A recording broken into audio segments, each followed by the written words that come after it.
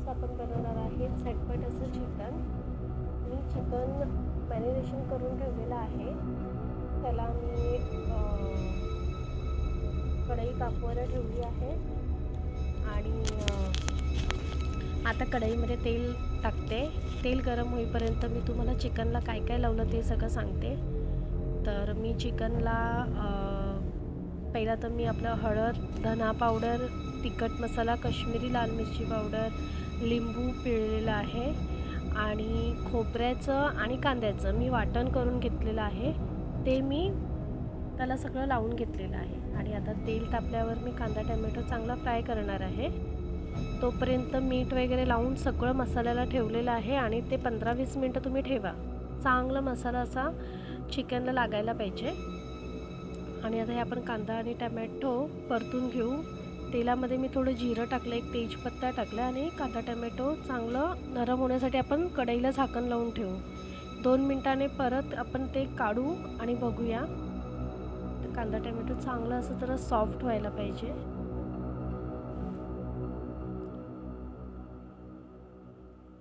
परत एकदा आपण झाकण मारून ठेवून देऊ आणि चिकन हे सगळं जे मी मॅरिनेशन करून ठेवलेलं आहे ते आपल्याला मस्त त्याच्यामध्ये नंतर परतून घ्यायचं आहे तेलात टाकून कांदा टोमॅटोमध्ये.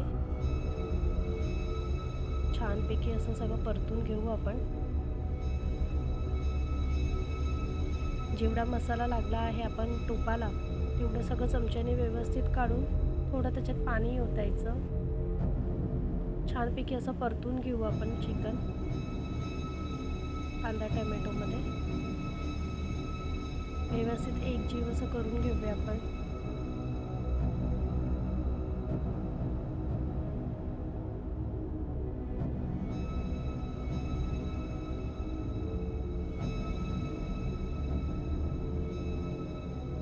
तुपात थोडंसं असं पाणी घालून ते आपण एकत्र करून मसाल्यामध्ये ओतूया आणि याच पाण्यामध्येच आपल्याला चिकन शिजवायचं आहे. एक्स्ट्राचं पाणी टाकायचं नाही आहे. फक्त ह्याला वाफेवर शिजवूया आपण. छान असं हलवून घेऊ.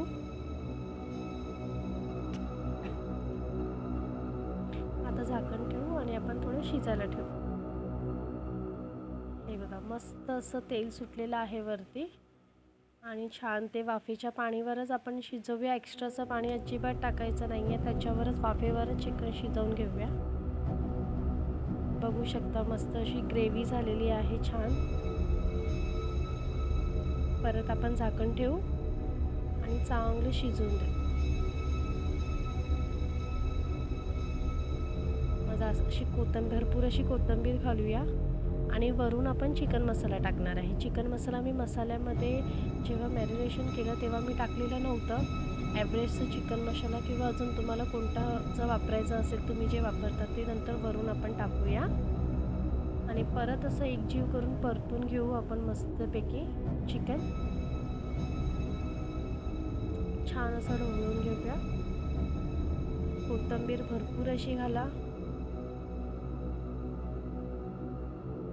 परत आपण त्याला झाकण लावून थोडं शिजायला देऊ. अजून एक 5-1 मिनटं शिजू दे.